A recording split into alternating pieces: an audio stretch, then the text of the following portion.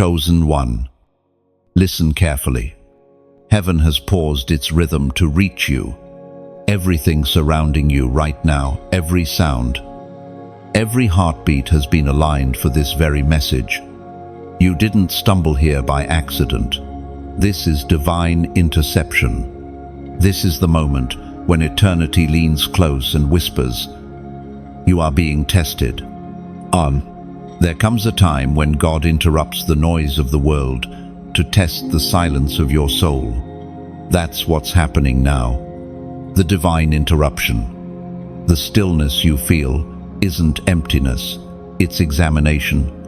Heaven is measuring not what you say in worship, but what you hold in waiting. You are different. That difference has always been your calling card. You've been wondering why peace escapes when you try to fit in. Why doors that open for others stay closed for you. It's because your path was never meant to be common. God is not denying you, He's distinguishing you. Let me tell you about Nathan, one of the chosen ones. He had prayed for years for an opportunity that seemed within reach, but always slipped away. Friends told him to give up. Family said maybe it wasn't meant to be. But Nathan couldn't shake the feeling that heaven was silent on purpose. He didn't know that silence was a classroom. Every delay was a divine test. Every disappointment a question from God. Will you trust me when you cannot trace me? One evening, while standing under a flickering streetlight after another job rejection, he looked up and whispered, "Are you still with me?" And in that moment, something inside him shifted. He realized the test was never about results, it was about response. Nathan learned that faith isn't proven when life is loud, but when heaven is quiet. So here you are, standing where Nathan once stood in the pause of heaven. This waiting isn't punishment, it's preparation. You've been feeling like time has frozen, but God is simply rearranging the scenery for your arrival. Heaven speaks clearly through the words in Deuteronomy, chapter 8, verse 2. Remember how the Lord, your God, led you through the wilderness these 40 years to humble and test you. Think of that 40 years of wandering, yet never lost. The wilderness wasn't a delay, it was an unveiling of heart. Your current stillness is the same. The test you're in is not about proving your worth, but revealing your truth. Imagine your soul as a seed buried deep underground. The darkness around it isn't death, it's destiny in disguise. When the rain comes, the seed doesn't resist, it absorbs. The pressure doesn't destroy, it awakens. So too, your isolation is the soil from which your next season will bloom. Maybe you've been praying, "God, why are you silent?" But silence doesn't mean absence. Silence means the teacher is watching the student take the exam. You are in that sacred test room right now. Heaven's eyes are on you, not in judgment, but in anticipation. Your waiting season is an altar. The tears you've shed are not wasted. They water the soil of your promise. The enemy wants you to think nothing is happening. But even in stillness, roots are growing. When God interrupts your normal, it's never to harm you. He breaks rhythm to reveal rhythm, to pull you out of what's temporary and align you with what's eternal. You're not being forgotten, you're being focused. The divine interruption is the mark of every chosen one before breakthrough. Abraham was tested by waiting for a son. Moses was tested in the wilderness. Even Jesus faced silence in Gethsemane. You are in good company. You are walking the same sacred road where history's giants once trembled and passed. You may feel like the world has moved on without you, but heaven hasn't. The timeline you see on earth is not the same clock heaven uses. You are exactly on schedule. even when it feels delayed. Close your eyes for a moment and breathe. Feel that tug in your spirit. That's heaven whispering. Stay still. The test is almost over. When the silence stretches longer than expected, remember, God tests what He trusts. If He is testing you deeply, it's because He intends to trust you greatly. Now, look at the screen, not with your eyes, but with your spirit. This interruption is sacred. The fact that you are here proves heaven arranged this intersection. If you feel that confirmation stirring inside, don't ignore it. Like, share, and subscribe, not as routine, but as a sign that you've heard. And if this word resonates, comment 111 below to seal it as your moment of divine awareness. The test isn't meant to break you, it's meant to prove you. The wilderness is not forever. The silence will not last. You are being refined for something too holy to rush. Stay still.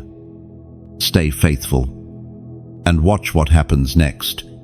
Heaven's interruption is never random. It's always right on time.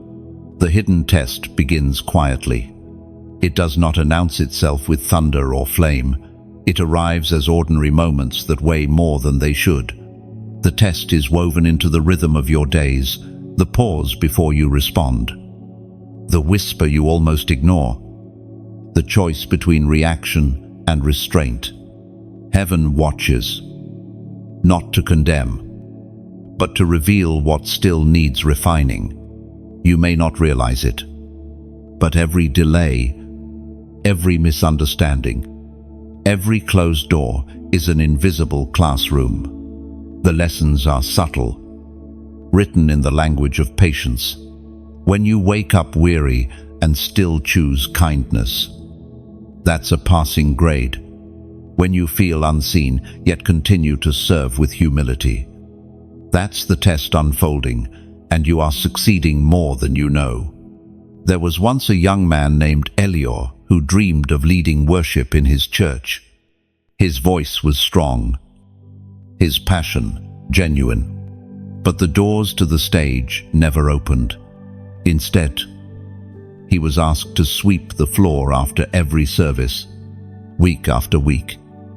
He served in silence, while others sang the songs he had written.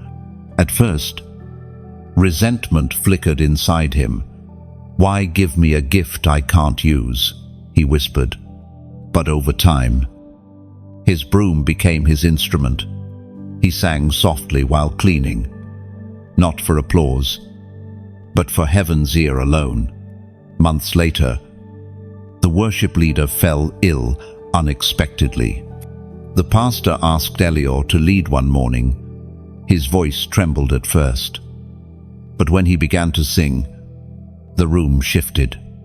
It wasn't just talent, it was anointing, because Elior had passed the hidden test to serve when unseen, to worship when uninvited.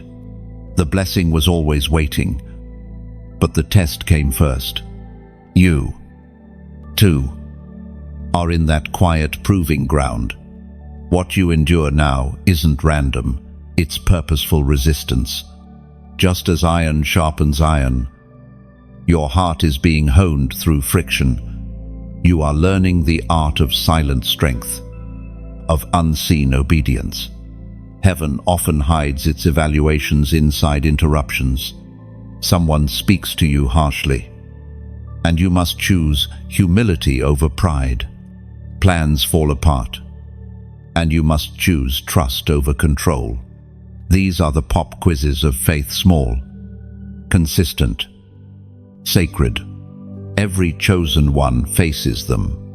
Even David, before the crown, faced lions and bears alone in the fields.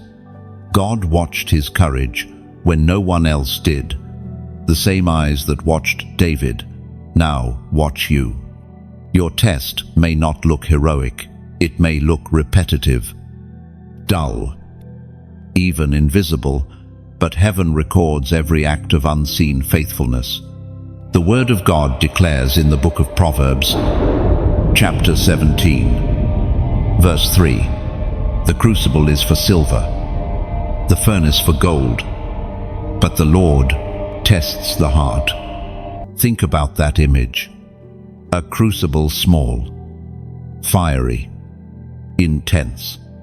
That's what your life feels like right now.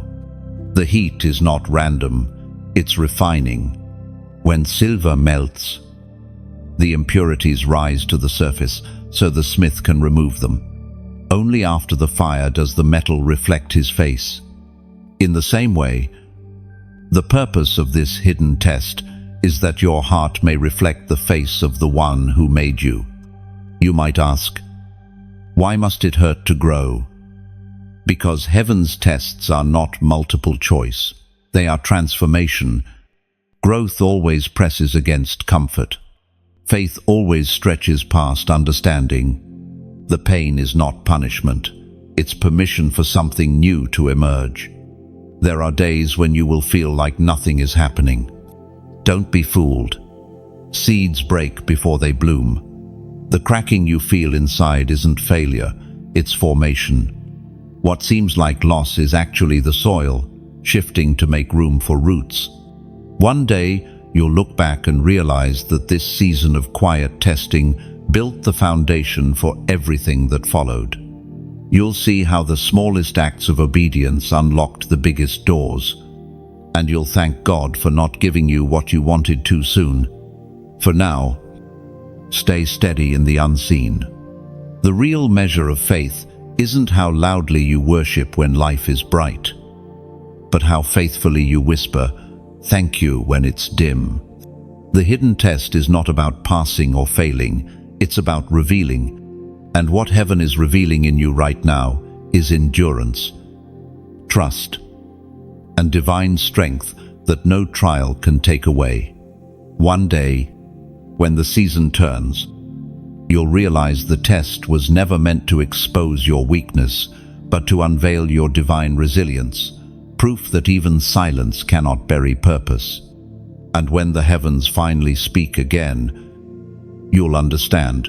Every hidden test was heaven's handwriting, spelling your name beside the word faithful. No, the weight of delay sits heavy on your shoulders. It is the kind of waiting that feels endless, the kind that tests not just your patience, but your perception of God Himself. You keep asking, why isn't it happening yet? But heaven seems still, yet within this delay, something sacred is unfolding. Delay is not denial, it's divine pacing. God moves according to preparation, not pressure. You see the finish line, but He sees the foundation. He knows that giving you what you prayed for too early could crush you.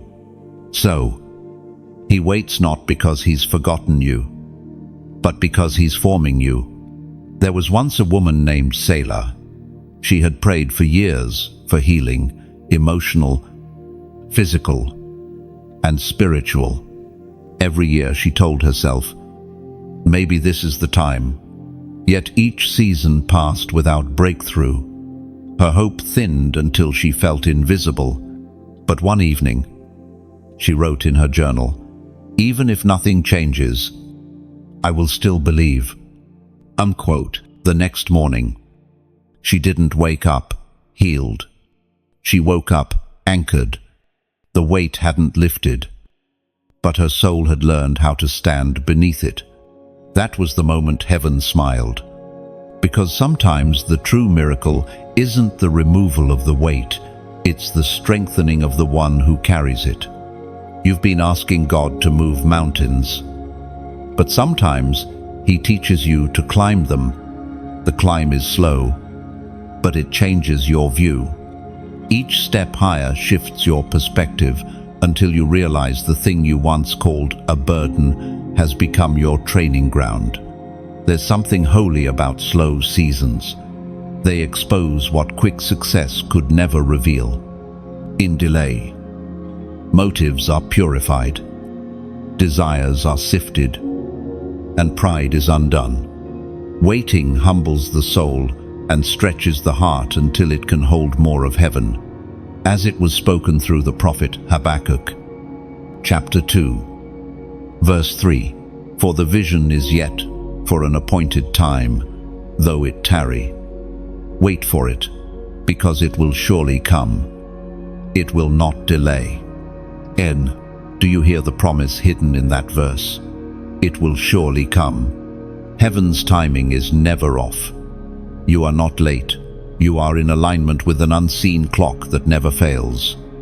Every delay carries a divine reason. Maybe God is protecting you from what you can't yet perceive. Maybe He's allowing your strength to mature before the blessing arrives. Or maybe, just maybe, He's preparing someone else's heart to meet yours at the right moment. Think of an archer pulling back his bow. The string stretches further. The tension grows sharper. Yet the backward pull only increases the force of the release.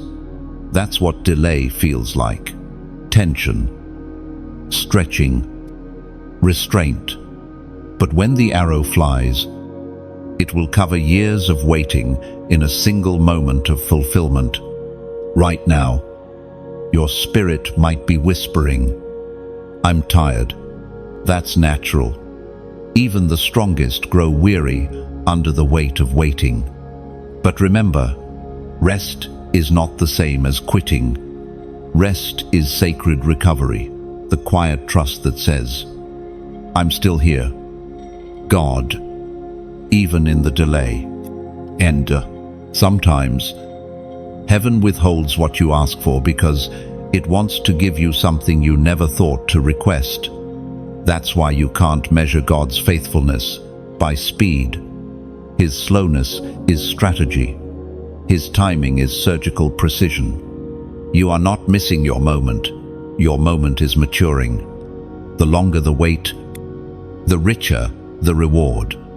The fruit that takes longest to ripen always carries the deepest sweetness. There's a shift coming. You can feel it even if you can't see it. Every day you wake up still believing is a prophetic act. Every small step forward in faith is proof that the delay has not destroyed your destiny, it's deepened it. Your heart may ache, your faith may tremble, but know this: God has not stopped writing your story. The pen is still moving. Even in the pauses, when the weight of delay presses down again, whisper these words, not as a complaint, but as a declaration: this delay is divine, because it is. And once you understand that, the waiting no longer breaks you, it builds you. Now, take a moment. Let this truth settle like oil over your spirit. The weight you carry is proof of the glory that's coming. Comment, "Still waiting" below if you feel this word in your spirit, not as surrender, but as faith. Every time you type it, you remind heaven and hell alike that your faith has not expired. And when the promise finally arrives, you'll understand why it had to take this long, because what God was building in you during the wait was stronger than what you were waiting for. The mirror of obedience often appears when you least expect it. It doesn't ask dramatic questions or demand grand gestures. It stands quietly in front of you through ordinary choices, the ones that reveal whether your heart trusts God or merely agrees with Him when life is easy. Obedience is rarely comfortable. It's the silent yes that costs something. Sometimes it means walking away from what everyone else celebrates. Sometimes it means staying still when everything in you wants to run. True obedience is not proved in action alone, but in alignment, the posture of the heart that says, even when I don't understand, He will still follow. Every chosen one faces a moment when obedience collides with logic. You know what? God whispered to your spirit. Yet the evidence around you screams the opposite. That tension is where heaven tests vision, because obedience without full understanding is faith in its purest form. There was a man named Caleb who learned this truth in the most unexpected way. For years he had prayed to start a new business. Everything seemed ready. Finances saved, partners aligned, timing perfect. Then, just as he was about to begin, he felt the quiet nudge of God. Not yet. It didn't make sense. The opportunity was right there. But he listened. He waited, reluctantly, fighting every anxious thought. Months later, one of his partners made a decision that nearly ruined the project. Caleb watched as the company he almost built collapsed. What felt like delay had been protection. That day, he wept not from loss, but from gratitude. He realized obedience had saved him from a storm he never saw coming. Obedience often looks like restraint. It's holding your peace when provoked, walking away when pride wants to argue, forgiving when you have every reason not to. It is the mirror that reveals the truth of your heart more than your words ever could. The Spirit spoke through the prophet Jeremiah. Chapter 7, verse 23. Obey my voice, and I will be your God, and you shall be my people. Walk in all the way that I command you, that it may be well with you. And that verse is not a threat, it's an invitation. That it may be well with you. Heaven's commands are not shackles, they are safeguards.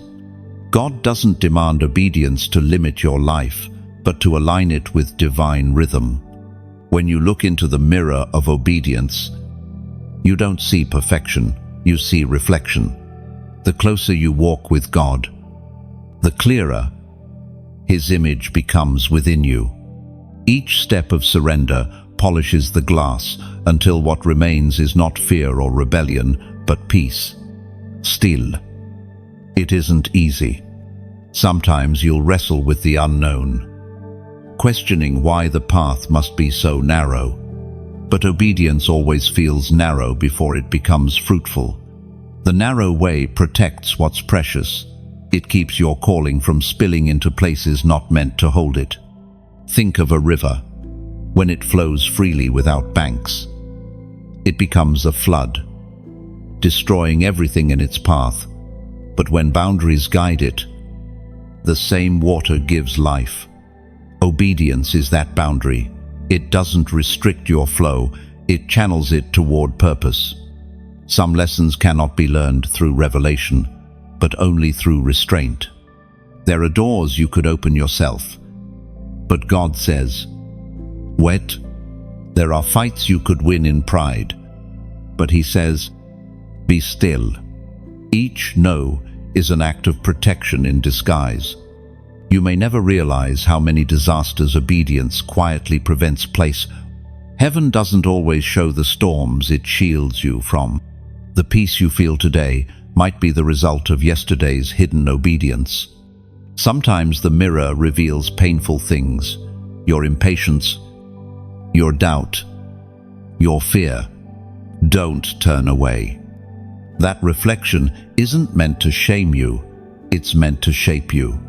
God never reveals weakness without offering grace to strengthen it. When you choose obedience, even in small things, heaven records it as honor, and though others may never see your private surrender, it echoes through eternity louder than any public success. So, if you find yourself in a season where God seems to ask for everything, remember, He's not taking something from you, He's making something through you. The mirror of obedience doesn't just show who you are, it reveals who you're becoming. You're not being tested to fail, you're being refined to reflect. And when you stand before that mirror long enough, you'll see it. the quiet glow of transformation, the evidence that your yes is writing heaven's story through your life. The voice in the wilderness often sounds softer than you expect. It doesn't shout through chaos, it whispers through stillness. And sometimes, that whisper is not meant to be answered with words, but with endurance. You have been wondering why you feel hidden, why it seems like no one notices your effort, your growth, your faith. Yet the truth is this: heaven hides its strongest warriors in quiet places. Every calling begins with a season of obscurity. Before David wore a crown, he fought unseen battles with lions. Before John the Baptist cried out in the desert, he lived in silence. Even Jesus spent 30 years in private before his public ministry began. That wilderness isn't rejection, it's refinement. God removes the noise so that your spirit can finally hear his voice clearly. When you find yourself isolated, don't mistake it for abandonment. You are not being pushed aside, you are being prepared. The wilderness is heaven's training ground, a place where your heart learns to depend on divine provision alone. The prophet Hosea once wrote, chapter 2, verse 14, "Therefore, I am now going to allure her. I will lead her into the wilderness and speak tenderly to her." That's what the wilderness is, not punishment, but invitation. God draws you away from distraction so he can speak softly to your soul. The wilderness is the classroom of intimacy. Let me tell you about Mira. She had served faithfully in her church, always smiling, always helping others.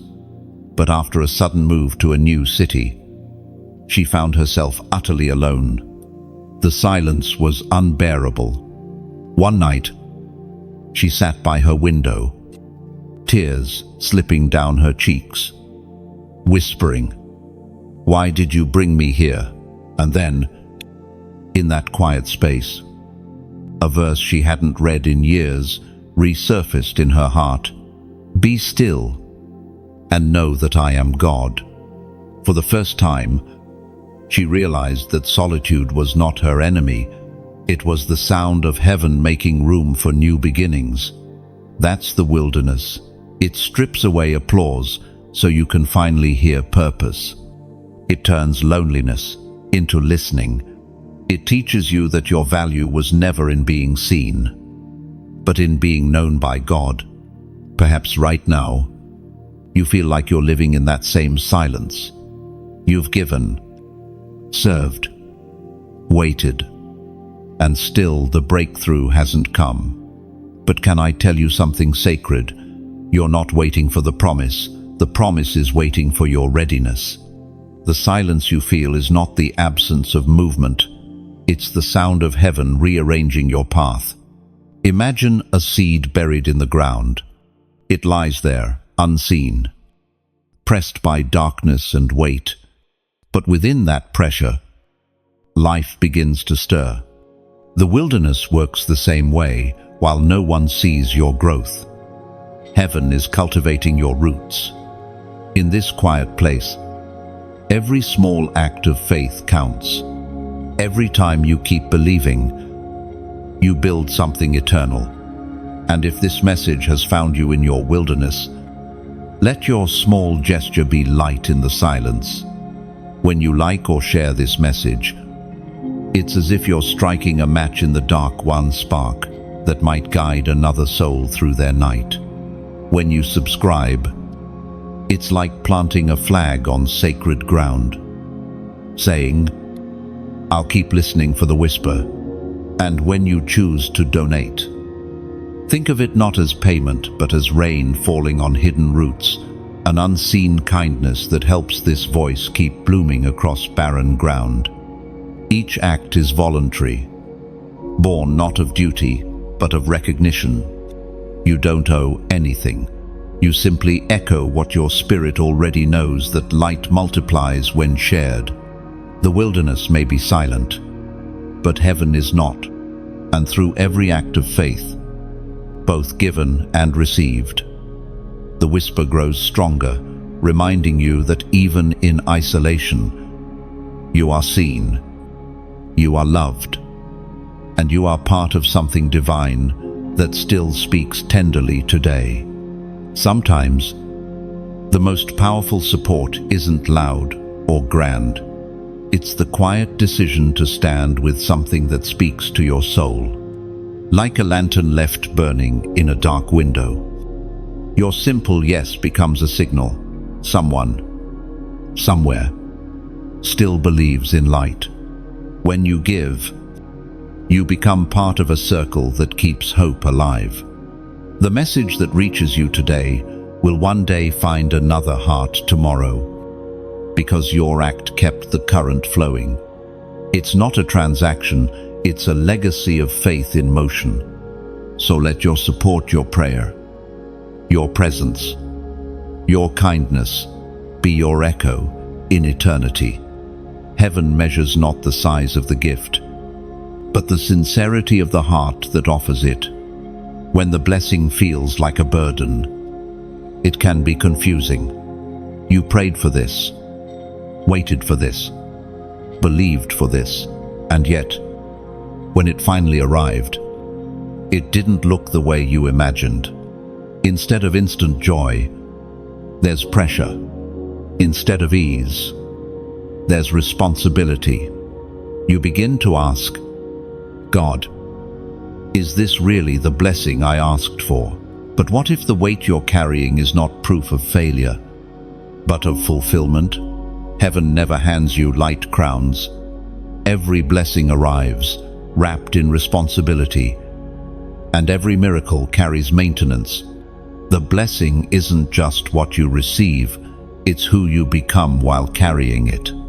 There was once a woman named Adira, who longed to be a mother. After years of waiting and tears, her prayer was answered.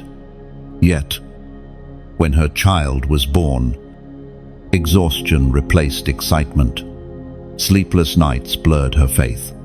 One morning, as she sat beside her baby's crib, she whispered, "I asked for joy, not this kind of pain." And then, softly, she felt the Spirit remind her, "You didn't ask for easy, you asked for purpose." Now, Adira realized that the weight she carried was sacred. It meant she had been trusted with something that mattered. She learned that blessings, like gold, must be shaped through fire before they shine. You might be in the same place. You got the job, but now you're overwhelmed. You entered the relationship, but now it demands more patience than you thought you had. You stepped into the opportunity, but the pressure feels like punishment. It's not punishment, it's preparation. The burden you feel is proof that heaven trusts you to hold what others could not. We find in the first letter of Peter, chapter 4, verse 12, "Dear friends, do not be surprised at the fiery ordeal that has come on you to test you, as though something strange were happening to you. No, the heat is not strange, it's sacred. Every chosen one feels the fire. The greater the assignment, the greater the stretching. You prayed for growth, and God answered with weight, because growth never comes in comfort. Imagine a tree after heavy rain. Its branches droop under the water's weight. Yet that same water is what nourishes its roots. The blessing can feel heavy, but it's feeding you in unseen ways. What you carry is shaping your endurance, stretching your capacity, preparing your spirit for greater influence. Sometimes the blessing doesn't look like favor, it looks like fatigue. You'll feel misunderstood, even judged. People may see your success, but never your struggle. They'll admire the fruit, not realizing how deep your roots had to go to sustain it. That's why God allows isolation. It teaches you to rely on Him, not applause. Remember, even Jesus carried the weight of His mission. The cross was heavy, but it was holy. Without that burden, there would be no resurrection. The same is true for you. Without the pressure, there can be no proof of purpose. When your blessing feels like too much, breathe. You're not breaking, you're being built. The discomfort is a sign that you've entered new territory. Heaven stretches what it intends to strengthen. Let this settle in your heart. You are not losing your blessing. You are learning how to carry it with grace. The weight will not crush you. It will crown you. Some days you will want to quit. But even then, God whispers, "I'm still with you in the weight." That whisper is the anchor in your storm. You are not alone under the pressure. Think of an eagle lifting into a strong wind. It doesn't escape the storm. It uses the wind to rise higher. The same wind that threatens to push you down is what heaven uses to lift you. This is the secret of the chosen ones. They turn burdens into altars. Every tear becomes a testimony. Every weight becomes worship. If this speaks to you, take a moment of honesty with yourself and with heaven. You don't have to say much, just acknowledge it. Comment 333 below if you feel this truth deep in your soul, not as a ritual, but as your quiet declaration that you understand this weight is not here to break you, but to prove you're strong enough to carry what others only dreamed of holding. Your blessing is not too heavy. It is perfectly measured for your hands, shaped for your shoulders, and destined to bring glory through your endurance. The burden is holy. Carry it well, and when the weight finally lifts, you'll realize it never came to crush you. It came to carve strength into your spirit and reveal how divine resilience truly feels. The furnace of refinement is never a place you choose. Willingly, it's the place God leads you when words are no longer enough to shape your faith. Fire has always been heaven's tool for transformation, not the kind that destroys, but the kind that defines. You can't fake purity in the flames. The fire exposes what was hidden and polishes what was true all along. Every chosen one must pass through this furnace. It's where the gold of character separates from the dust of pretense. It's not about punishment, it's about process. God isn't trying to burn you down, He's trying to burn away what cannot stand in the light of destiny. There was a man named Leo who knew this feeling all too well. He was strong, talented, even admired. But beneath his confidence lived a quiet pride, a belief that his success came from his own ability. Then came the season of loss. Everything he built began to crumble. His business, his reputation, his plans. The phone stopped ringing.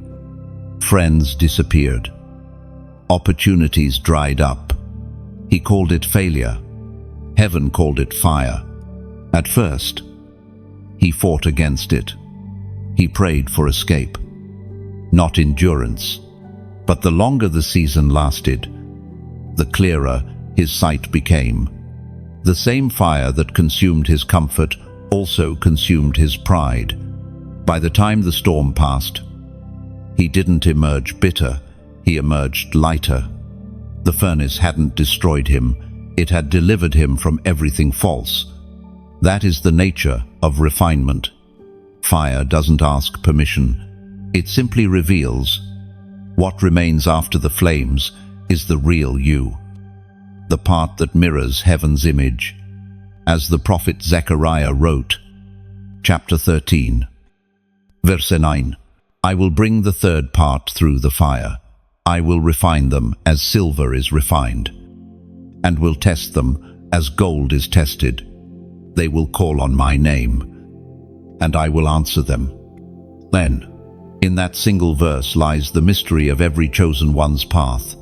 Refinement precedes recognition. God answers most clearly after the fire. Because when the noise of self has been burned away, the soul can finally hear him. The furnace feels cruel at first. It strips away what you cling to. It forces you to release what you thought you couldn't live without. But look closely. Those things were never your identity, only your scaffolding. God removes what props you up so he can reveal what actually sustains you. The flames are frightening. Yes, they crack. They roar. They illuminate every weakness. But remember this, what burns is never meant to last. And what lasts can no longer burn. The fire is heaven's way of proving endurance, not erasing existence. Think of metal in a smith's hands. He doesn't throw it into the fire to destroy it. He melts it to reshape it. Every strike of the hammer afterward adds purpose, form, and function. The pain is precise, it's shaping you for use. So when your circumstances heat up, when the pressure feels unbearable, don't assume God has abandoned you. The temperature rises not because he's distant, but because he's near. Refinement requiert proximity. A distant fire cannot purify, it can only warm. Some seasons of your life will feel like living inside that furnace, friendships fading, plan collapsing, prayers unanswered. But look again, even here, something holy is forming. Your passions grows deeper, your discernment sharper, your compassion richer. Fire forges more than faith, it forges understanding. The most radiant souls are those who have walked through flames and refused to curse the fire. They come out glowing, humbled, yet unbreakable. Perhaps you feel the heat right now, the tension of things falling apart. Don't rush the process. Gold doesn't tell the refiner when it's ready. It simply surrenders until the reflection is clear. There's a line in ancient Hebrew writings that says, "The refiner knows the metal is pure when he can see his face in it." God waits for that moment in you, the moment when your reflection mirrors his heart. The fire isn't forever. It's a phase, and when it ends, you'll realize you've been transformed in ways comfort could never achieve. So let the furnace do its work. Stand firm, even when it burns, for what's being formed in you right now will shine with eternal light. When the flames fade, you won't be the same, but that's the point. The old, you can't carry the new calling. The furnace was never meant to harm you. It was designed to reveal you. And when you step out of that fire, you'll see it, the reflection of heaven in your eyes. Proof that what survived the flames now carries divine brilliance. The divine silence is one of the hardest trials for any chosen one. You pray, but the sky feels closed. You wait, but no answer comes. You search for signs, yet everything around you seems still. That silence feels like abandonment, but it is, in truth, sacred attention. Heaven watches your response more than it rushes to reply.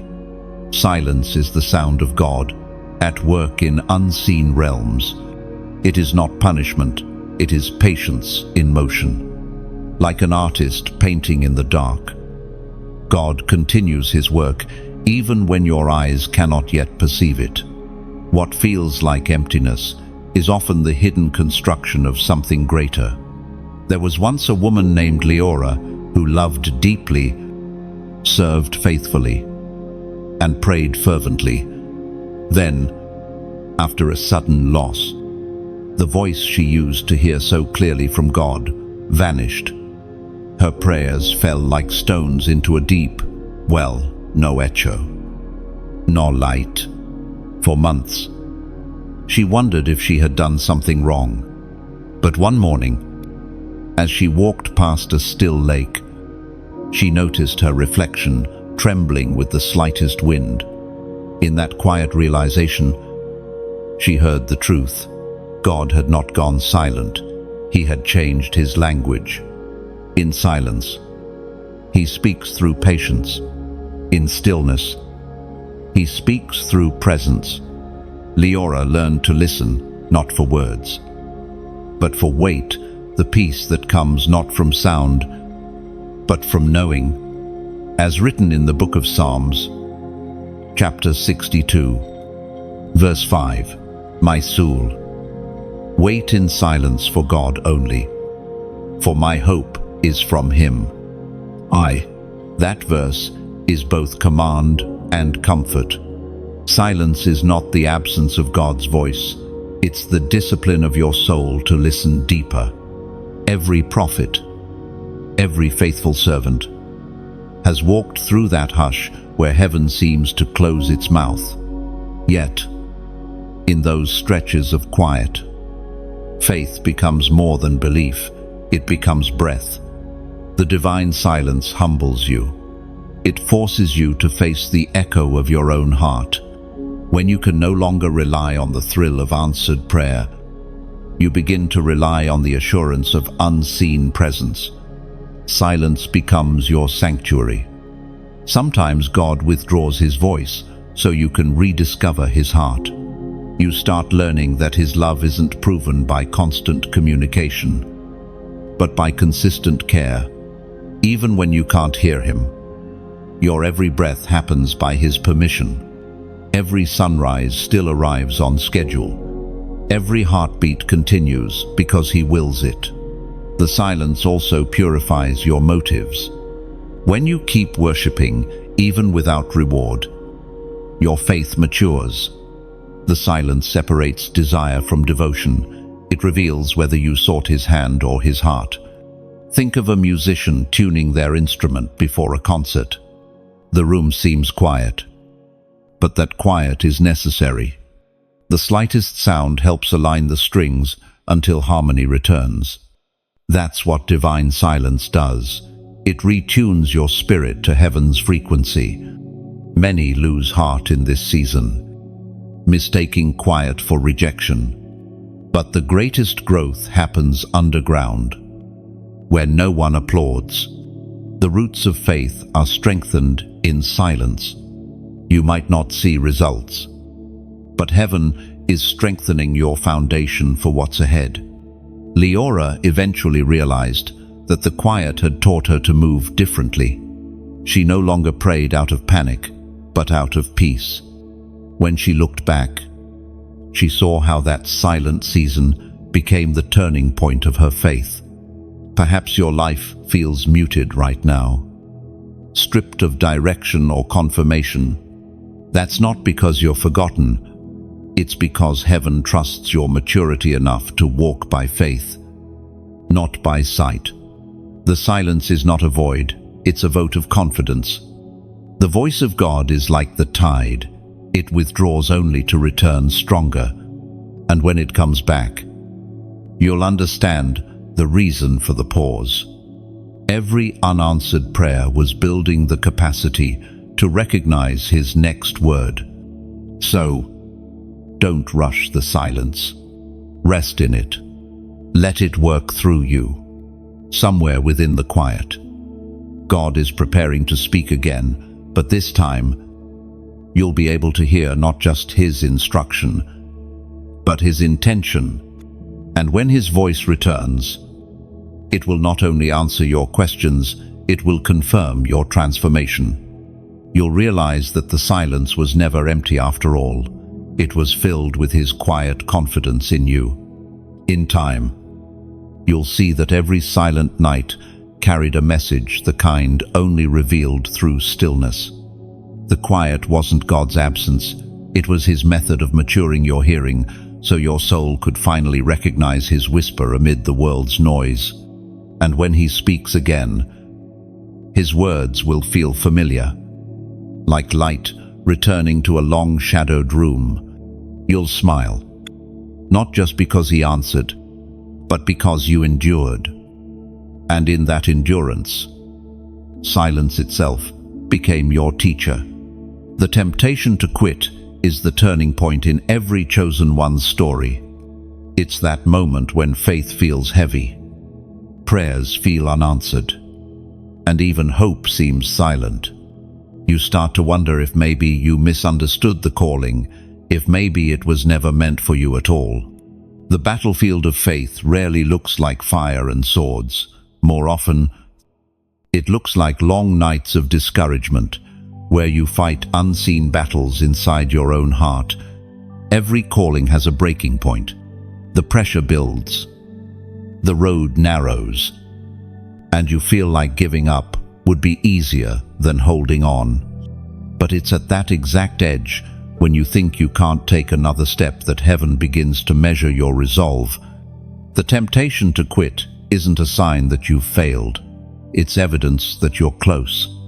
There was a man named Aziel who spent years building what God told him to build, a community that reached broken people with hope. In the beginning, it was alive with energy, support, and passion. But as time passed, help grew scarce, criticism louder, and progress slower. He wanted to stop. "What's the point?" he whispered one night. "Maybe I misheard you." But just as he was ready to walk away, a stranger sent a message that simply read, "Don't stop. You're helping people you'll never meet." Asael broke down in tears, realizing that heaven often sends reminders through human voices when strength runs low. That was enough for him to keep going. You may not receive a message in your inbox, but right now, this very word is your reminder. You are not meant to quit, you are meant to finish. As the Apostle wrote in his letter to the Galatians, chapter 6, verse 9, "Let us not grow weary in doing good, for in due season we shall reap, if we do not lose heart." There it is, the promise hidden in perseverance. In due season, not your season, not the one you would choose, but the one heaven has prepared. Every seed you've sown in tears is still alive under the soil. The harvest may look delayed, but it's not denied. When you feel weak, remember that exhaustion often visits right before breakthrough. Darkness grows thickest before dawn. The enemy always attacks hardest at the edge of transition, because that's when destiny is closest. Your pain is a prophecy in disguise. It means something is about to shift. Imagine a sculptor carving stone. Each strike of the chisel looks destructive, but the artist knows exactly where to hit. One more strike, one more moment of pressure, and the shape hidden within begins to emerge. That's what perseverance feels like, painful precision from the hands of a patient God. You're not being broken to be thrown away, you're being shaped to be displayed. The cracks you see are not flaws, they're the entry points where light will one day shine through. Yes, it's tiring. Yes, it feels endless. But endurance is the final gate before elevation. What you do. Now this decision to continue echoes louder in heaven than any prayer you've prayed before.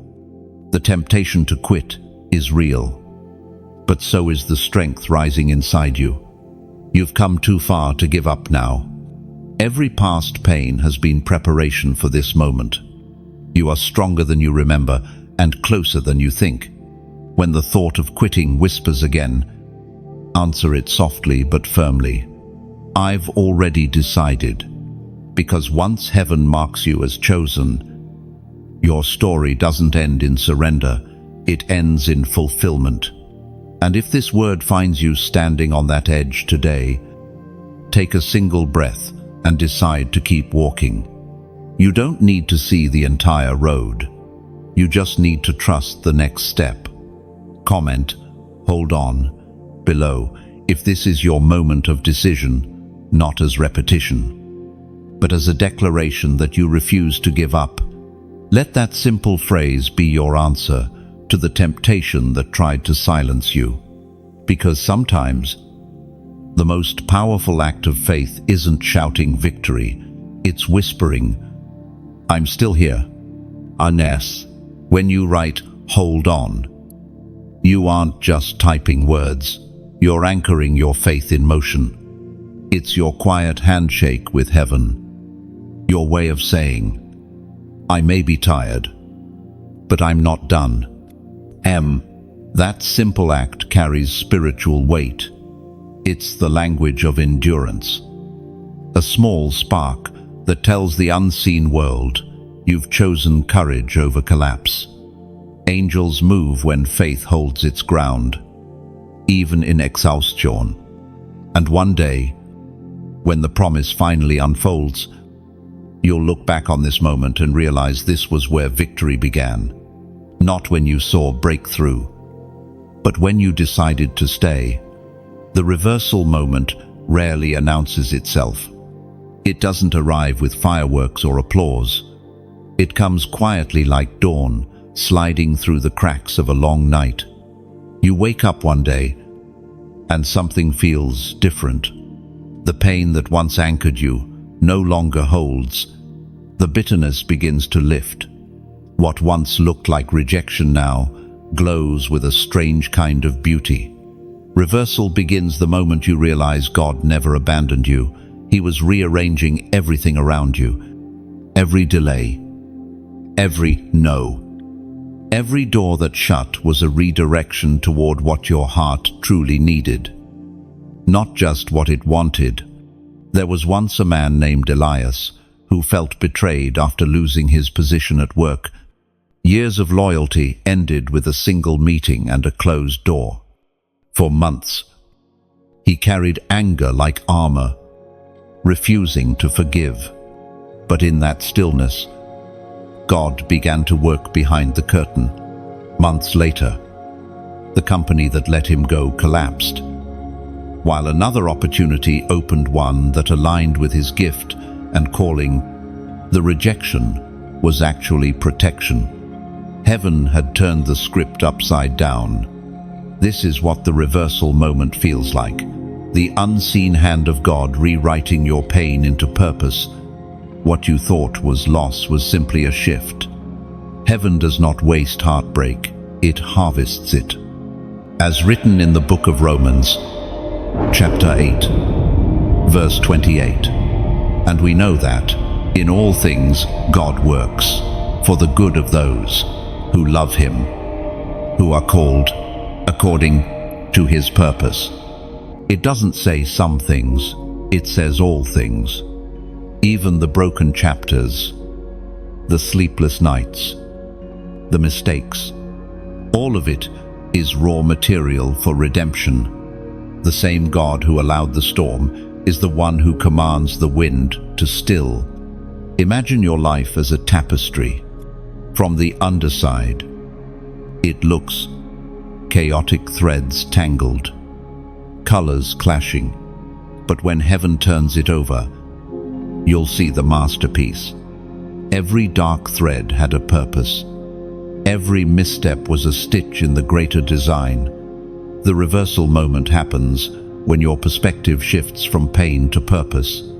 When you stop asking, "Why me?"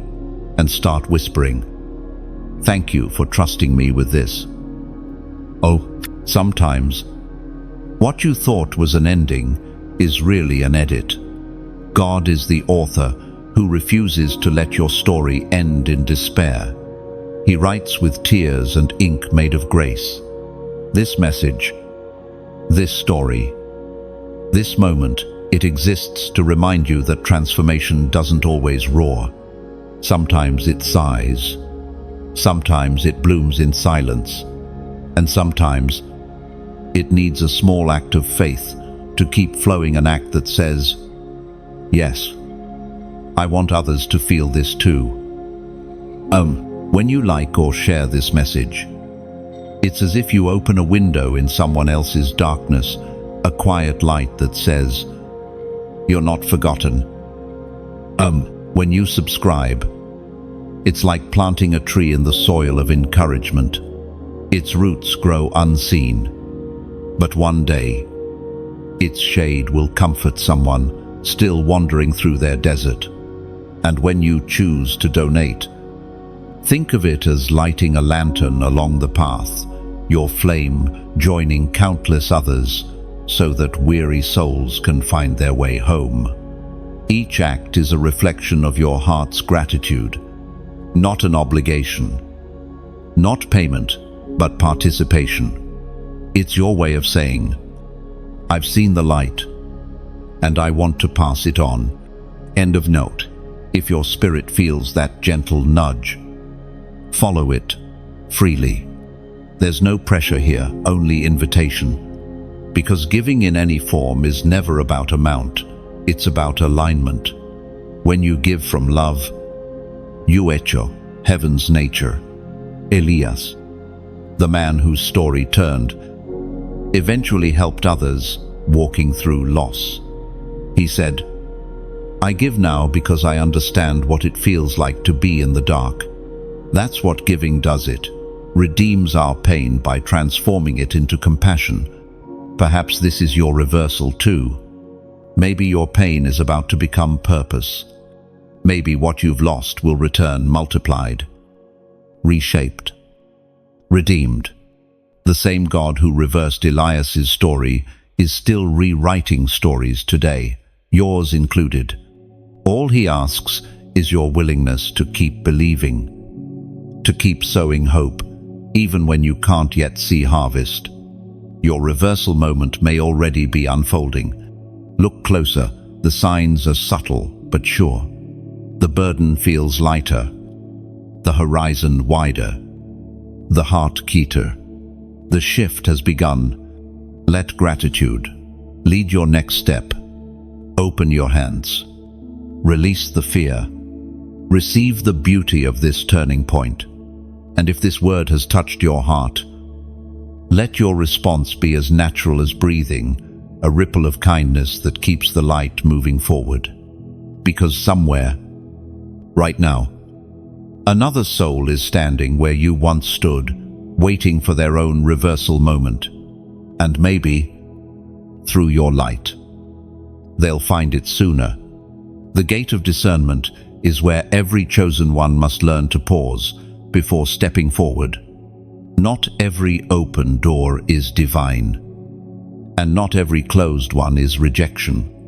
Discernment is the sacred skill of seeing through appearances, hearing beyond noise, and sensing the difference between what looks good and what is truly God. There was a man named Ezra who once prayed for direction. He had two opportunities before him, both promising, both seemingly perfect. One offered status, comfort, and recognition. The other was smaller, quieter, and uncertain. Logic pointed toward the larger door, but peace lived in the smaller one. Ezra stood between them, torn, until he remembered a truth whispered in prayer, "My voice is peace, not pressure." That sentence became his compass. He chose the quiet path, and months later, it became the foundation of everything fruitful in his life. Discernment begins when you stop asking, which door looks right, and start asking, which door carries peace? The world rewards speed, but heaven rewards stillness. God doesn't guide through chaos. He leads through clarity. There is a scripture that speaks softly yet firmly in Proverbs, chapter 3, verse 6. "In all your ways acknowledge him, and he shall direct your paths." That's the secret. Guidance doesn't come from guessing, it flows from acknowledging. The moment you stop assuming you know what's best and invite God into the decision, light begins to form on the path. Sometimes that light doesn't reveal the entire way, it just shows the next step. But that's enough. The gate of discernment tests what rules your heart. Impulse or intimacy. Impulse pushes forward. Intimacy waits for permission. Many have rushed through doors that looked golden, only to find decay on the other side. The enemy is skilled at imitation. His deceptions are rarely dark. But Dutzling, the greatest danger for the chosen is not failure, but false success. Discernment is not suspicion, it's sensitivity. It doesn't harden your heart, it sharpens it. When you grow in discernment, you begin to feel the difference between what flatters and what fulfills. You begin to notice the subtle unease that comes when something doesn't align with your spirit. Even if everyone else applauds it, think of a violin string. To make beautiful sound, it must be in tune. Not too tight, not too loose. Discernment works the same way. It's the tension that keeps your spirit aligned with heaven's pitch. If you rush or resist, the note goes off key. But when you wait, the music becomes divine. The gate of discernment also protects your energy. You don't have to chase every opportunity or prove every point. Some things look urgent but aren't eternal. When you walk with God, you realize that timing is just as important as direction. A good door opened at the wrong time can still lead to exhaustion. Ezra learned this through trial. After choosing the quiet path, he faced criticism from those who couldn't see what he sensed. But with time, his choice bore fruit, while others' glittering ventures faded. That's the fruit of true discernment. It may look slow, but it endures. You are standing before your own gate now. There are voices pulling in every direction, opinions loud and persistent. But discernment is born in silence, not in the crowd. Step back, breathe, and listen. Which option carries peace? Which choice stills your anxiety instead of stirring it? That's your answer. The gate is narrow because truth is narrow. Not everything that glitters will last, and not everyone who speaks light carries it. Learn to pause long enough to feel heaven's pulse before moving. Your delay will never cost you what God intends for you, but your haste might. When you walk in discernment, rejection no longer feels painful, it feels protective. Closed doors become blessings in disguise. You begin to thank God for every no that saved you from counterfeit destinies. There's wisdom in restraint, power in patience. The mature know that discernment doesn't only tell you when to move, it also tells you when to stay still. Let this truth settle deeply. Discernment is not a gift for the special, it's a skill for the surrendered. You cultivate it through prayer, humility, and willingness to wait. At the gate of discernment, heaven doesn't ask you to predict the future. It asks you to trust the present enough to let God lead. The path may twist, the view may blur, but peace will always be your signpost. And when you walk through the right door, you'll know it instantly. Everything inside your spirit will whisper, "This is it." That is how the chosen walk, not by sight, but by peace. The hour of visitation often comes when you least expect it. It doesn't wait for your mood, your schedule, or your readiness. It moves like wind, sudden, unannounced, unmistakable. One moment, you feel nothing but routine, and the next, you sense heaven brushing close. Something in the air shifts. It's subtle, but your spirit knows He's here. And God visits His chosen not just in miracles, but in moments, The visitation may not arrive in fire or thunder. Sometimes it comes as a stillness that makes you stop mid-thought.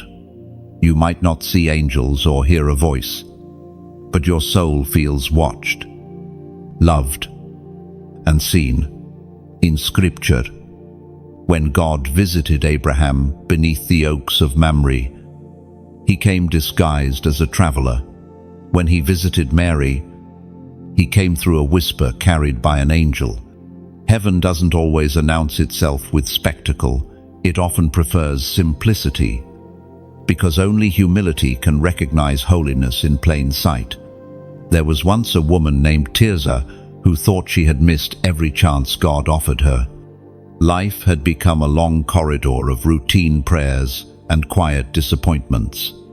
Then one evening, as she sat reading, her mind weary and her heart numb, she felt a wave of peace so deep it startled her. She didn't see light or hear sound, but she knew heaven had entered the room. For the first time in years, her tears felt warm, not bitter. She understood this was her visitation. That moment didn't erase her struggles overnight, but it awakened her spirit. It reminded her that God still visits the waiting. Tirzah carried that peace for the rest of her days, a quiet memory of when eternity leaned close enough to touch her heart.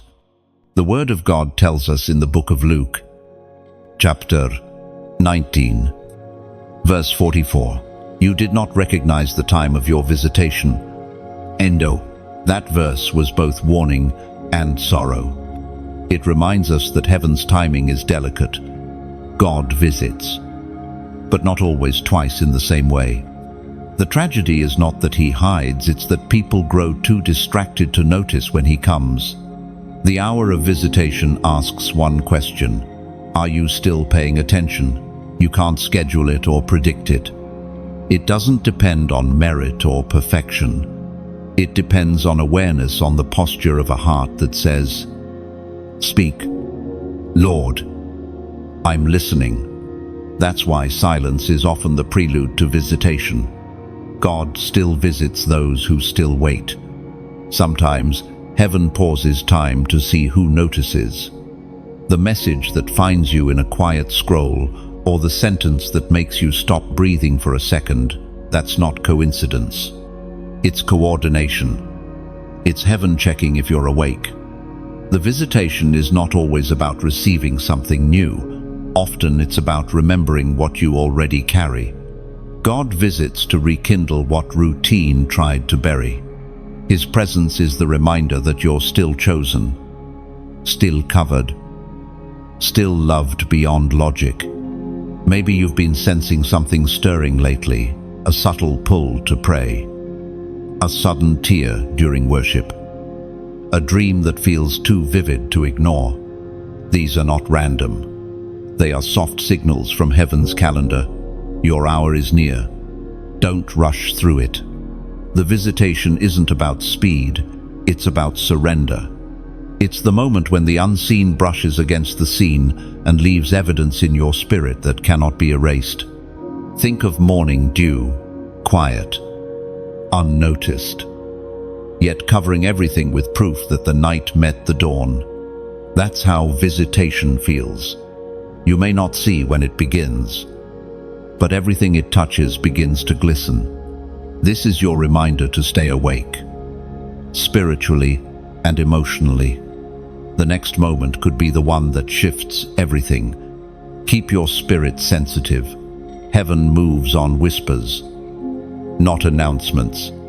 And if, while reading these words, you feel something inside you stirring a warmth, a calm, a sudden awareness, don't dismiss it.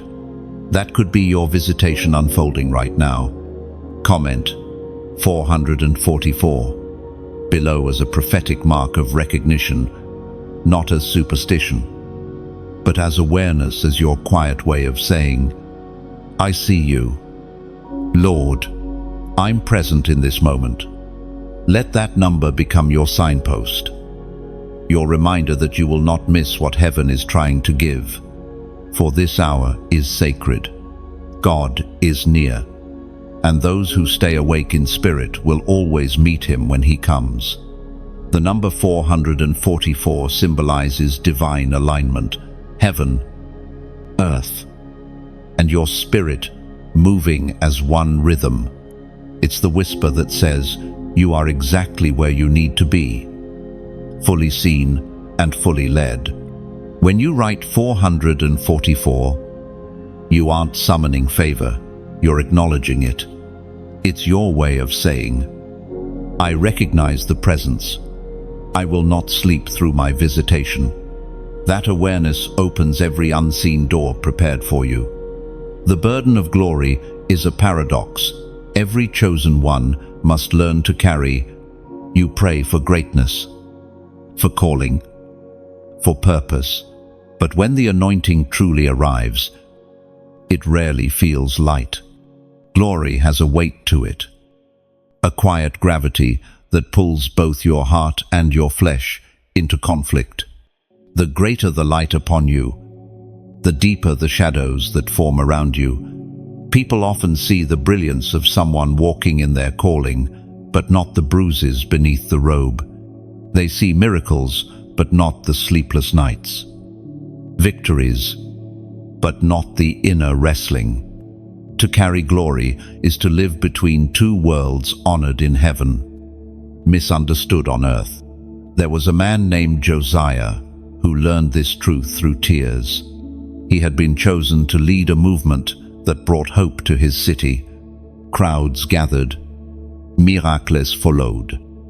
But with each new level came new weight. Accusations arose. Friends left. Exhaustion crept in. He thought the calling would make life easier, but instead, it demanded more of him. One night, feeling spent, he whispered, God, I thought glory would lift me, not crush me. And in that silence, a soft answer came. It only feels heavy because it's holy.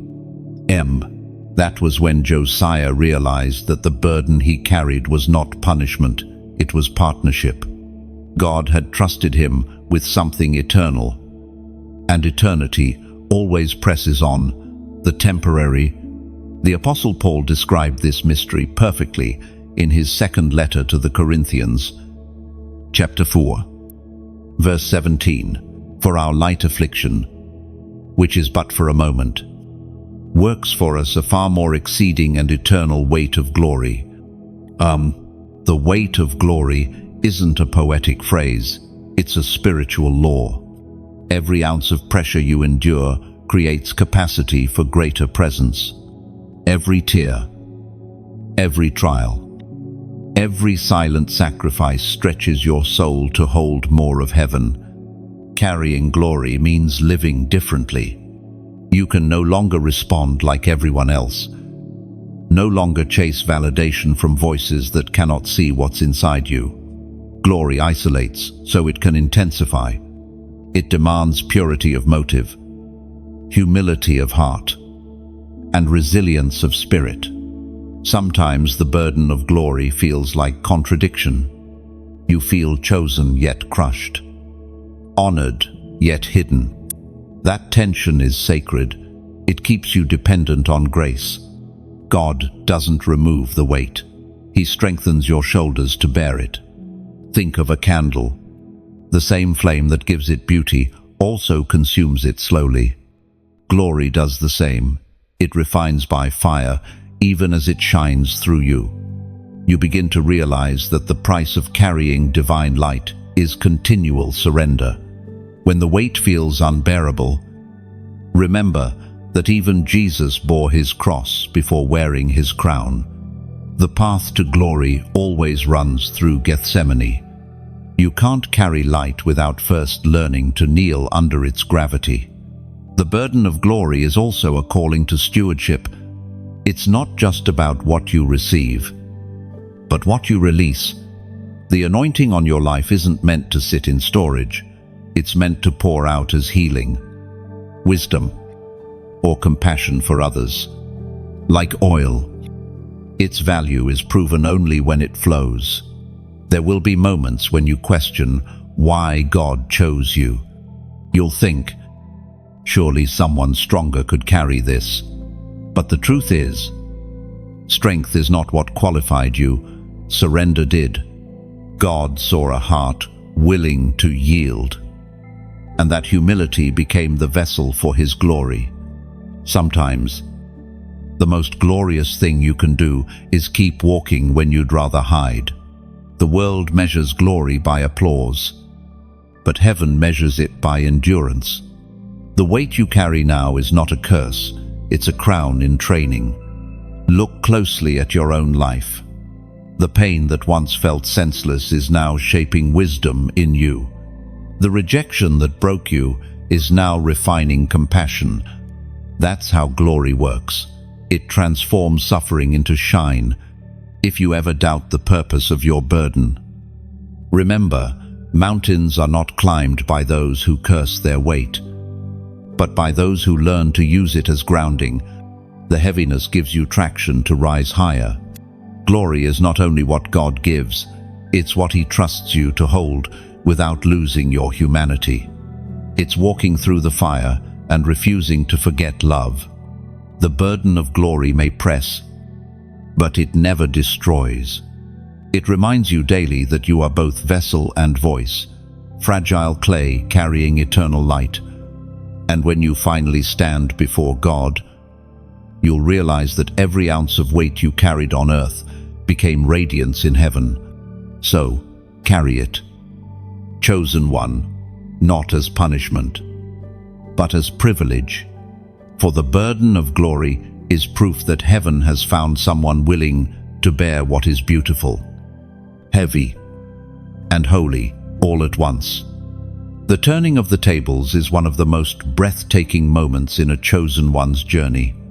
It is that divine pivot where everything once used against you becomes the very proof of your calling. You won't see it coming. It moves quietly, like dawn creeping through the cracks of despair. But when it arrives, you'll know. Heaven always balances the scales in its own time.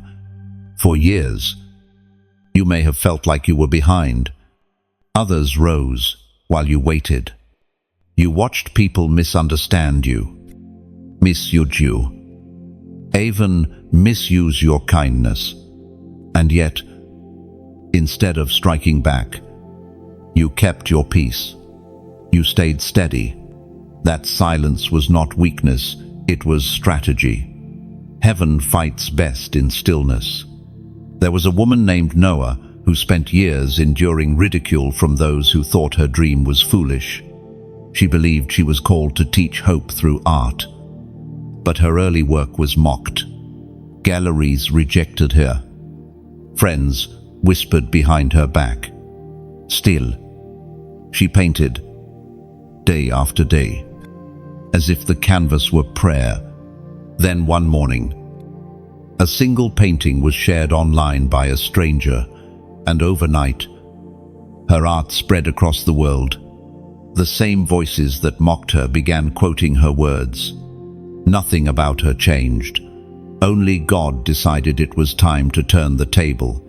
That's how divine reversals happen, suddenly, silently, securely.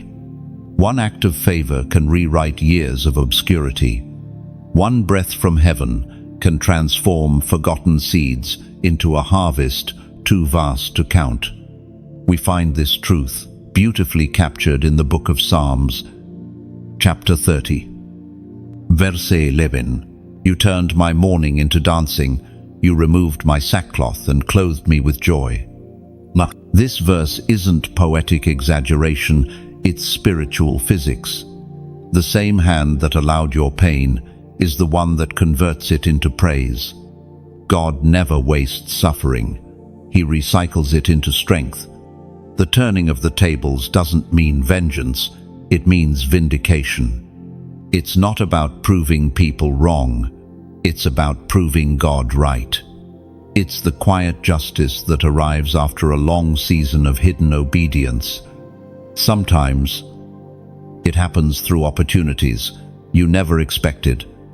The job you lost leads you to the purpose you were born for. The relationship that ended becomes the lesson that matures your heart for real love. The betrayal that broke you pushes you closer to the only one who will never leave. Every reversal begins with release. This moment, when it comes, often feels surreal. You'll stand in places you once only prayed about. You'll see doors open that used to mock your knocking, and you'll realize what once wounded you has now become your witness. But notice this: before the table turns publicly, it first turns privately in your heart. The shift begins when you no longer crave revenge, when you stop replaying what they said, when you can finally bless those who hurt you. That inner forgiveness becomes heaven's signal. This one is ready for restoration. The tables turn not because you forced them, but because you learned to wait with grace. Your patience became your sword. Your humility became your crown. Every chosen one reaches this point, where tears once watered the soil of future celebration. What you endured was not in vain. It was investment. The pain was currency for the glory to come. Think of a seed planted deep in the ground. For months, nothing seems to happen. It sits buried, pressed by darkness. Then suddenly, without warning, the soil cracks, and life bursts through. That's your reversal. Slow in the waiting, swift in the revealing. When the tables turn, it won't just restore what was lost, it will multiply it. The years you thought were wasted will return as wisdom. The relationships that fell apart will be replaced by ones rooted in purpose. The doors that closed will give way to gates wide enough for generations to walk through. And you'll know it was never your cleverness that brought you here. It was the quiet hand of providence, turning things in your favor while you were still doubting if he remembered your name. So, when that moment arrives, don't gloat, give glory. Smile, breathe, and whisper gratitude. Because the turning of the tables is not the end of your story, it's the beginning of the chapter. Heaven has been writing in secret all along. You survived what was meant to silence you. Now watch how God transforms that survival into a symphony. The same table where you once wept will become the place where you will feast. That is the nature of divine reversal. Graceful, complete, and always on time. The final evaluation is not a test marked by scores or titles. It is the quiet review of the soul. It's the moment heaven looks at what you've become through all the waiting, the breaking, the healing, and the believing. It is not about perfection, but about transformation. The question is never, did you fall? It's, did you rise differently? At this stage of your journey, you begin to sense a strange calm. The storms that once terrified you now feel familiar. You no longer panic when heaven grows silent. You've learned that silence has a voice. You no longer chase validation from people who can't see your calling. You've realized your worth was never up for vote. The final evaluation doesn't happen after death. It happens after awakening. It's that point where your spirit understands that the tests were never meant to punish, but to polish. Every season was an exam written in the language of life, pain as a question, patience as the answer, peace as the passing grade. There was a woman named Sarai who went through years of heartbreak. Everything she touched seemed to fall apart. But each time, she rebuilt with softer hands. One night, sitting alone, She realized she was no longer angry at the world or herself. The tears that once burned now felt clean. She whispered, "I've changed." That was her evaluation. Heaven had been watching all along, not grading her performance, but admiring her growth. The prophet reminds us in the book of Hebrews, chapter 10, verse 36, you need to persevere, so that when you have done God's will, you will receive what He has promised. That verse is a mirror. It tells us that perseverance is proof, not punishment. The promise is not given to the gifted, but to the grounded, to those who remain faithful when no one is clapping. When the path feels invisible, this stage of your story carries a sacred peace. It's where the noise of striving fades and the melody of purpose begins. You see now that every unanswered prayer was a redirection, every hardship a hidden lesson. The final evaluation reveals who you've become when no one is watching. It shows whether you've allowed bitterness to calcify your spirit or forgiveness to refine it. The test is quiet, but its results echo in eternity. And as you stand here, reading these words, maybe you sense that subtle presence again, the same one that's been with you since the first section of this journey. It's whispering that you've made it this far for a reason, that heaven is smiling, not because you were flawless, but because you stayed. You've grown in silence, in solitude, in struggle, and now your story begins to shine, not through applause, but through authenticity. This moment is your reflection, the sum of every small obedience and every brave decision to keep believing. If this message resonates with your spirit, then let it flow outward in whatever way feels right for you. When you like or share, it's not about algorithms, it's about releasing ripples of light into timelines that need them, like throwing pebbles of hope into unseen waters. When you comment, even a simple "I'm ready" or a symbol that feels yours, it's like engraving your name onto this shared altar of faith, a quiet mark that says, "I was here, and I believe again." When you subscribe, imagine planting a lamp along a long road. Its glow will guide the next traveler who comes weary, searching for direction. And if you choose to donate, think of it as pouring oil into that lamp, helping the flame burn a little longer, a little brighter, for someone who can't yet see their way. Each act is voluntary, sacred, and beautiful. Not obligation offering, not payment participation. You're not giving to a person, you're giving into a movement of light that keeps rising, one heart at a time. Sarai learned this truth too. Once her own healing had taken root, she began helping others walk through their pain. Her generosity became her worship. She said, "When I pour into others, it feels like returning what heaven lent me." That is the spirit of true giving, not pressure, but gratitude overflowing into action. So, if your heart feels that small stirring, let it be your gentle yes. Your response, whatever form it takes, is part of the same melody. This message was written in a symphony of endurance, grace, and hope. You have been tested, refined, and approved. The final evaluation is not the end, it's confirmation. Heaven has seen your scars, counted your tears, and found faith still burning beneath them. And maybe that's the greatest miracle of all, not that the storm passed, but that you endured with love still alive inside you. That is the mark of one who has truly been chosen.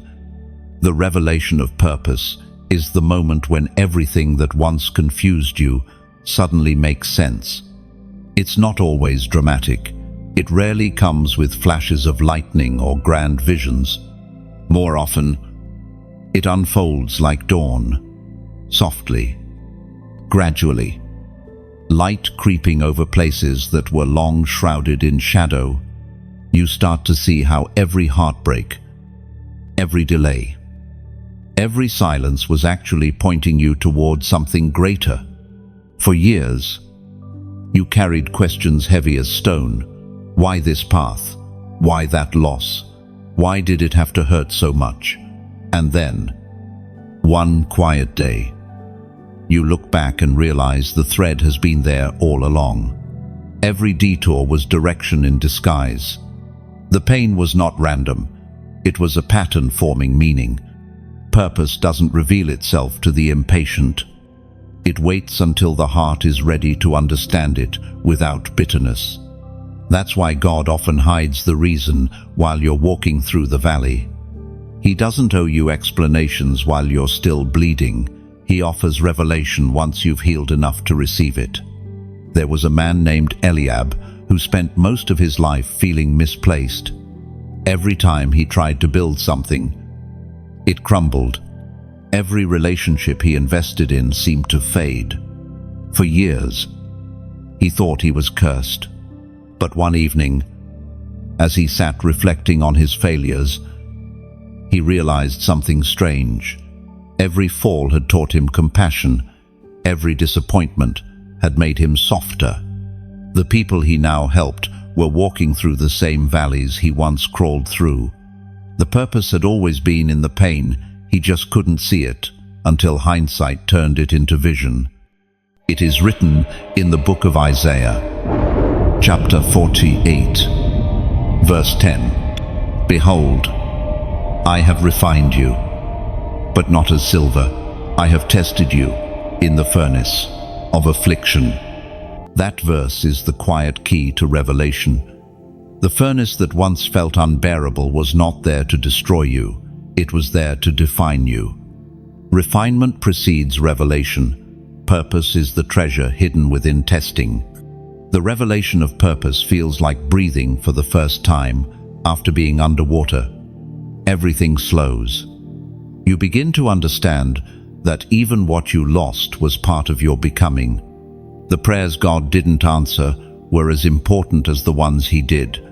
You see now that you were never wandering, you were being woven. The unseen hand of heaven was threading each moment together, crafting a tapestry that only makes sense when viewed from above.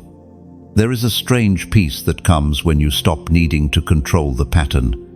You begin to trust the process. The need to question everything dissolves into quiet gratitude. You find yourself whispering, "Now I see why." And purpose doesn't erase pain, it redeems it. It gives your suffering a name and your endurance a reason. The moments that once felt meaningless now stand like monuments, reminding you that survival was never the goal. Transformation was. Think of how light passes through stained glass. Each fragment on its own looks broken, useless, sharp. But when arranged together, the same pieces become beauty, light transformed through fracture. That's how your life looks from heaven's view. Every crack now part of a divine mosaic. And when you finally understand, you stop comparing journeys. You no longer envy others' timelines or despise your own. You realize that purpose doesn't compete, it completes. Each calling is unique, each story necessary. The world needed you exactly as you are, forged in the fires you once prayed to escape. Eliab learned this too. When people came to him for advice, he didn't preach perfection, he shared stories. He told them how he once felt forgotten, how silence became his teacher, how pain revealed his empathy. In doing so, He discovered that his scars weren't signs of shame, but signatures of survival. That's what revelation does. It turns wounds into wisdom. And perhaps, right now, you are standing on the edge of your own revelation. You may not see the full picture yet, but something inside you knows it's close. The same God who walked you through the testing, the silence, the fire, and the weight is now unveiling the reason for it all. When the veil lifts, you'll realize that purpose was never about a platform, a title, or applause. It was about becoming someone who could reflect divine love in ordinary places. That is why you were chosen, not to impress the world, but to illuminate it. The revelation of purpose humbles and heals all at once. You'll weep not out of sorrow, but out of recognition. The questions that once haunted you dissolve into a single truth. Every step was sacred, and from that moment on, you'll walk lighter, not because life got easier, but because you finally understand it. The seal of the chosen is not a mark that others can see. It's something heaven imprints deep within your spirit. It's the quiet confidence that rises after the storms have passed. The peace that remains when everything else has shifted. It's not a badge you earn, it's a presence you carry. Those who have walked through fire and refused to curse the flame wear it without even realizing. Every chosen one reaches this point, the moment of emergence. You step out of the wilderness, the furnace, the silence, and the testing, not with arrogance, but with awe. You no longer strive to prove yourself. Your very survival has already testified. You've become living evidence of grace. The seal is not perfection, it's authenticity. It doesn't mean you never fall again. It means you rise differently each time. The same pain that once broke you now becomes the reason you can recognize pain in others. You've learned to comfort because you've been comforted, to lead because you've been lost, to heal because you've been wounded.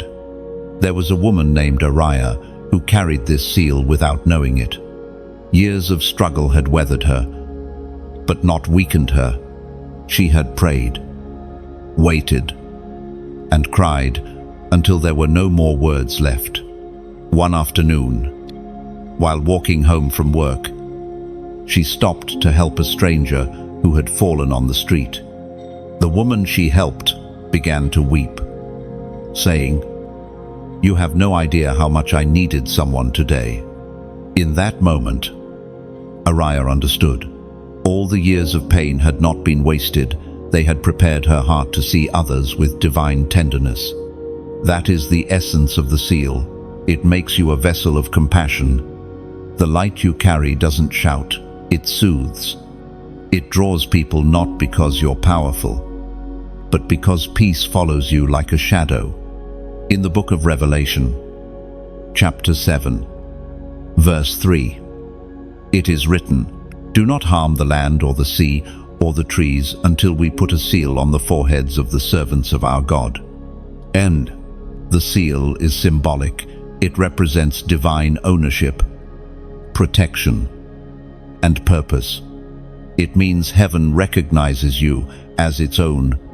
You've been through what others couldn't survive. And because of that, there's a covering over you that cannot be counterfeited. The seal of the chosen doesn't make you immune to pain. It makes you unshakable in it. It's not about avoiding the storm, but carrying calm within it.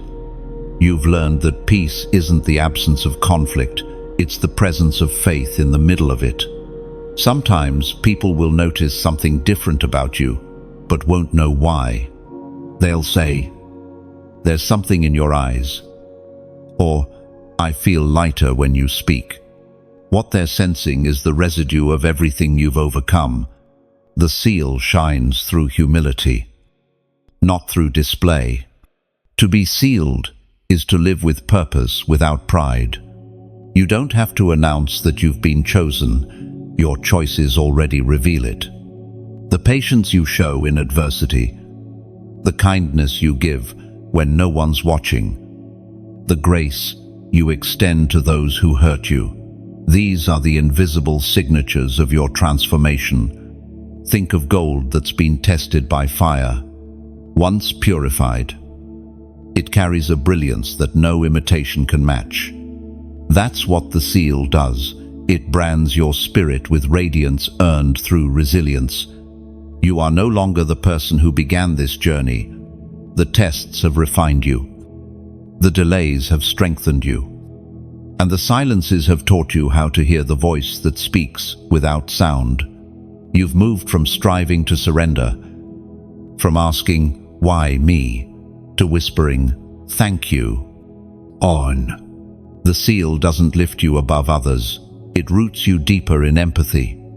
You begin to see every person as a soul in process, every wound as a potential place for light. Your presence becomes prayer. Your words become medicine. And when you look back, you realize that the journey was never about arrival.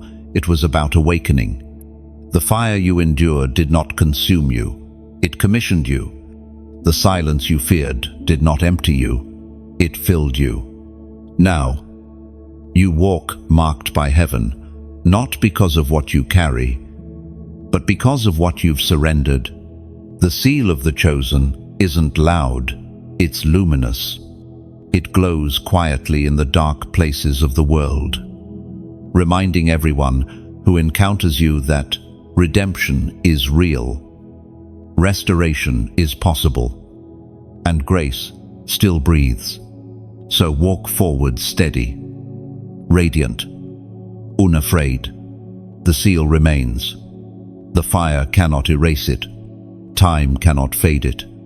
It is the eternal reminder that you are chosen, refined, and unstoppable. You've reached the end of this journey. But the message doesn't end here. It begins again inside you.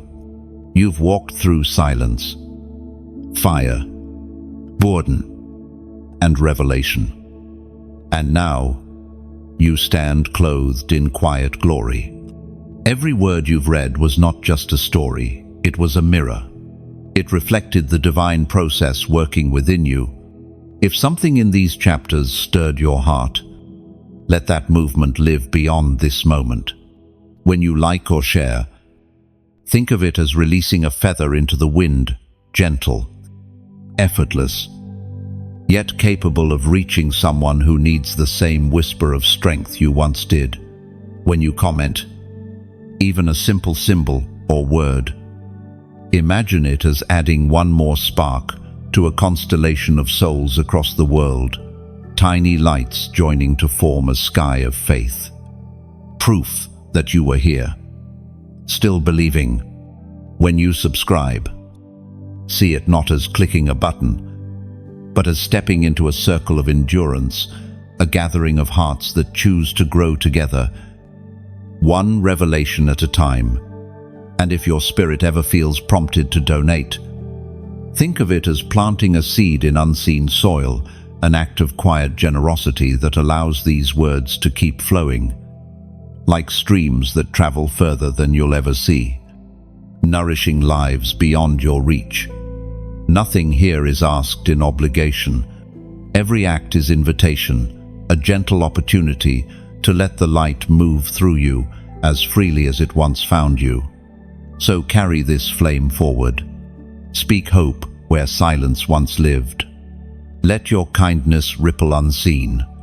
And as you go, remember what began as reading has become resonance. You are living proof that chosen ones still rise.